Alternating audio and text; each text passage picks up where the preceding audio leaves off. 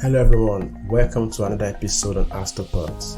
Today on the podcast I'll be talking about the life and times of John Lewis, the congressman, the iconic freedom fighter, civil rights activist. He was 80 years old. He died on July 17. He was born in 1940. Alright, so now quickly, what do we know about John Lewis? A lot of us are aware that he's part of this Big Six back then that includes Dr. Martin Luther King and a host of others, and there's that image of him as a freedom fighter, as a civil rights fighter, as one that is always fighting for equality, for freedom, for avoiding segregation and all those things. So we know him for all of these things, but it was more than that.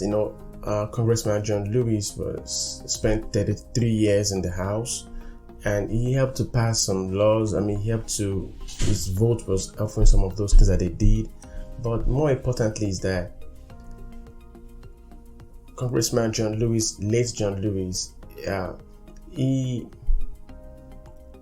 is an embodiment of what we want our country to be like. We want a more cohesive country, a country where people don't act foolishly because they are basing their judgment on the color of people's skin rather than the content of their character. And this is what this man represented. And one of the things that actually touched me the most was he was in 2006 when he was arrested in Sudan for protesting the Darfur genocide. And it just shows to tell you, how passionate the man he was, and to understand that even then, Congressman John Lewis was some popular decisions in the House, he will vote against it. So he's fiercely liberal and he's also fiercely independent. And I like that about him. And he will put his votes on things that he actually believes in. And so it's not surprised that they call him the conscience of the Congress, because of what he actually represents, what it means to the rest of the people. And I'm just really excited just to read about his story, his history, his biography. I'm really like, wow, this man has done some nice things in his life, and he maintained a very high standard throughout his life. And we need people like that in public offices that will say truth to power and will not really care much about what people think of their opinion or of what their judgment. He was really good in his convictions. Now, some people may say that, he did not really do a lot during his 33 years in Congress, but that is not true. But I have to understand that as a congressman, you don't have executive powers. And so all you have is a voting power. You vote for or against some bills that they pass and that they bring to your table. And he has voted in some really good ones. And like he said, that the ones that he did not really, that he happened to find to be very, very hard for him to sort of grapple with, was when he had to vote for the invasion of Iraq after the 9/11 attacks. And he said that was one of his toughest decisions to vote and stuff. So and even during the time of President Clinton, there's some things that the president wanted to do that Congressman John Lewis was not in support of. And a lot of those things, like when he passed the Welfare Act, Congressman John Lewis was very upset that they passed such act, because that act was basically saying that they were trying to stop government from helping people out. And John Lewis was quoted as saying that, what does it profit a nation that gains the world but loses his own soul? Because it was like, why would you be passing laws that is kind of stopping people from getting government aids. But Clinton and his administration at the time, they said they needed to encourage people to go back to work and not to be taking free food stamps and freebies. So he has so many of these experiences that actually would tell you where his mind was at. And is more really, for me, is really cool to understand that late John Lewis, he saw this Black Lives Matter protest, the death of George Floyd, and it was like, yes, I think the people are ready for a change. So he has passed the baton, to this generation to continue their civil rights activism. He called it the good trouble, because it was like he was protesting throughout his life, but it was a peaceful protest, and it was a very consistent and well targeted and orchestrated protest. If you're talking about this time at the SNC and so many organizations that he headed, even the Vista Act and the program at the time, and a list of other things that he did. I am just really impressed with his life, and of course, we know that he died of pancreatic cancer in just 6 months after it was discovered that he had stage 4 pancreatic cancer. But a life that is full of, it's not enough to talk about him the way I'm talking about him, because he went through a lot to be where he was. He went through a lot, and he was never doing these things for himself. He was doing these things for the black man, for the minorities. Talking about even how he helped to get about 4 million minorities to register them to vote. He went through a lot. He was beaten. He was jailed many times, over at least before he turned 27 or so. He was jailed like 40 times. So he had these things that we could really understand that this is what he represented for the minorities, and it was a good calming voice. And even though when he died, President Trump did not go to his funeral, I wasn't surprised. Even when John McCain died, he never went to his funeral, and lots of other guys like that. That was how Trump behaves. But the fact that he heard that the nation's our country's flag be flown half staff, that was really cool for me. That was really cool with me. I really respect that even President Trump, even though they were not political allies, but he was still mindful to understand that this is an iconic figure that just passed, and we have to honor him with the half staff on the day of his death. That was really amazing. If you ask me. And of course, Mike Pence and his wife also went to pay tribute to him in the Capitol. I really like that idea. If you ask me, what I just think that I think this generation should take it from his playbook is that we can make changes. We can make long-lasting changes. If the people, I think it's the last member of the Big Six that organized and deliver speeches at the march in Washington, where Dr. Martin Luther King gave the speech of I have a dream. If they did that peacefully, painstakingly, and they were able to achieve what they achieved, I think I do great things. So when I see people violently protesting, this is not what John Lewis stood for. He was he called it good trouble. He was a protester, but it was an activist, but he did it in a very peaceful and succinct way. We have to understand these things for us to make progress, because to make a kind of change that we want in our society, we have to be deliberate in our actions and our approaches.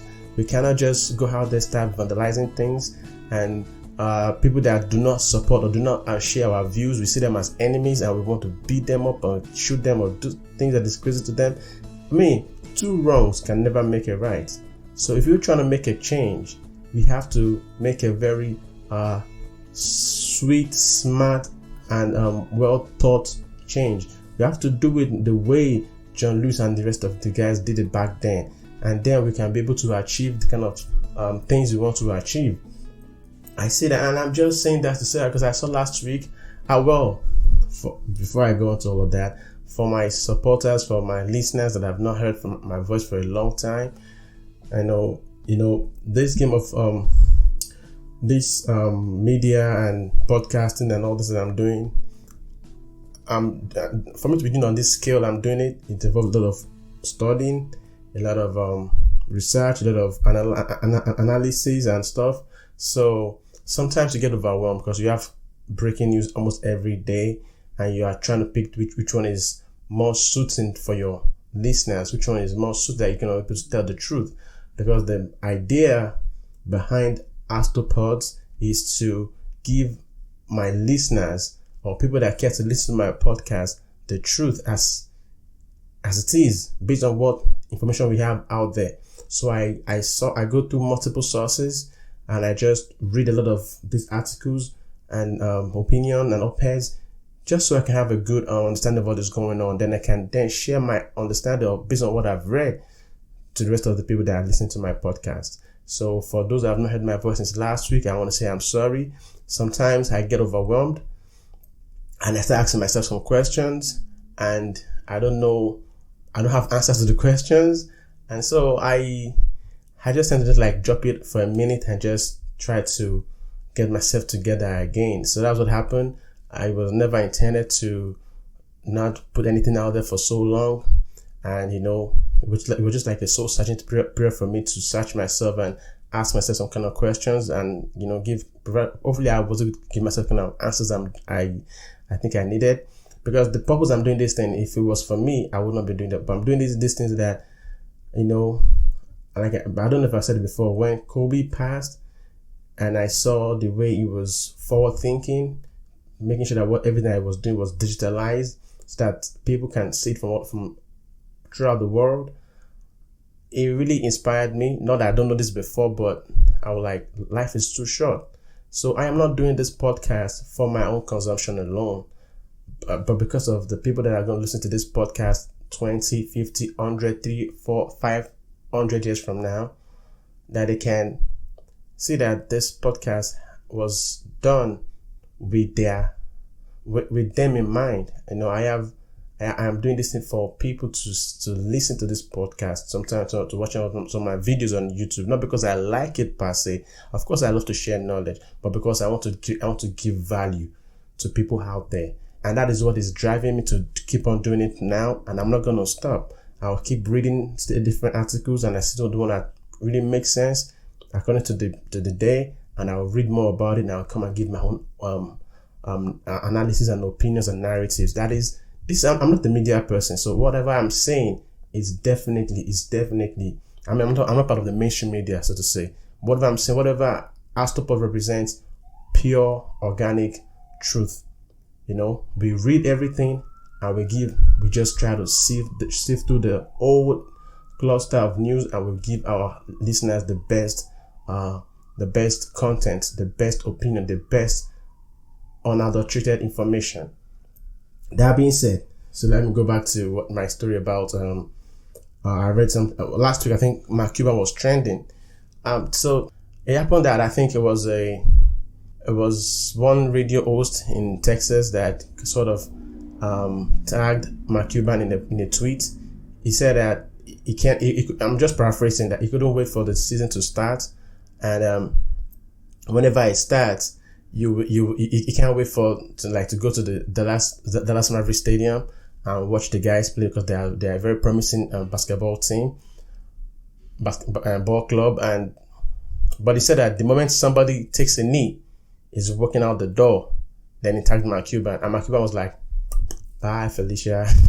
So that was on Twitter for like a day or two, trending, and people were like, Mark Cuban is anti-American, Mark Cuban is this, Mark Cuban is that. Now, you want to ask yourself, why am I talking about Mark Cuban in the middle of a podcast that I'm dedicating to the great, iconic John Lewis? It's very simple. The tweet is talking about people protesting with taking a knee. That is a peaceful protest. And you're saying that if they take a knee, you're going to walk out. And Mark Cuban was smart enough to understand the BS, and he said, you're free to go. And then Cuban doubled down saying that, why can't you ask your job to always play the national anthem every day you walk into your job? Like you want to be a national anthem police and all that. And they went all in on it. And why am I saying this is because oftentimes, just like the struggle of John Lewis when he started, with him and the rest of the guy started this civil rights activism and all those things, and they were able to promulgate some laws that has impacted our lives positively, and change this country a great deal.